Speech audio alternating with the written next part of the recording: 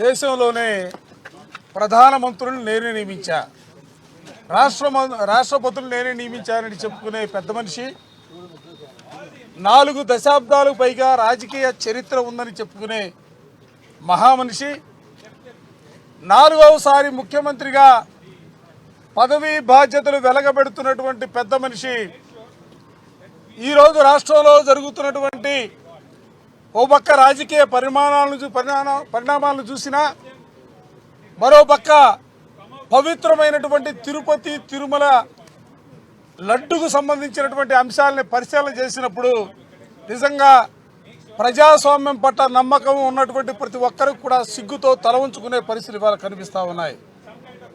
అసలు ఏమిటి దౌర్భాగ్యం అని అడుగుతా ఉన్నా. నిన్ను ఎవరు అడిగారు?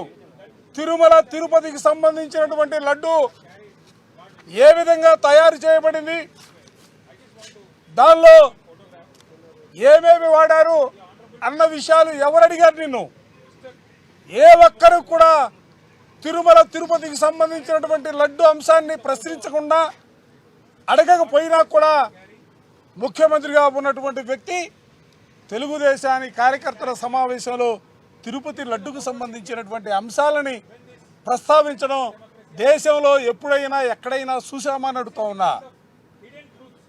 అసలు ఏం మాట్లాడావు? లడ్డులో జంతువుల కొవ్వు అన్నావు, పంది నెయ్యి ఉందన్నావు, పంది కొవ్వు ఉందన్నావు, చేపల నూనె ఉందన్నావు ఒకసారి. మరోసారి బాత్రూంలో వాడే క్లీనర్స్ వాడుతున్నారని చెప్పి మరోసారి మాట్లాడినటువంటి మాట. ఇంకొకసారి రాష్ట్రంలో మత కల్లోలాలు సృష్టించడానికి సంబంధించి ఆయన ఆలోచన చేసి హిందూ మతాన్ని దెబ్బతీయడం కోసం పాలకులు ప్రయత్నం చేశారన్న మాట మాట్లాడావే. అసలు నీ వయసుకి ఇది తగునా అని అడుగుతా ఉన్నా.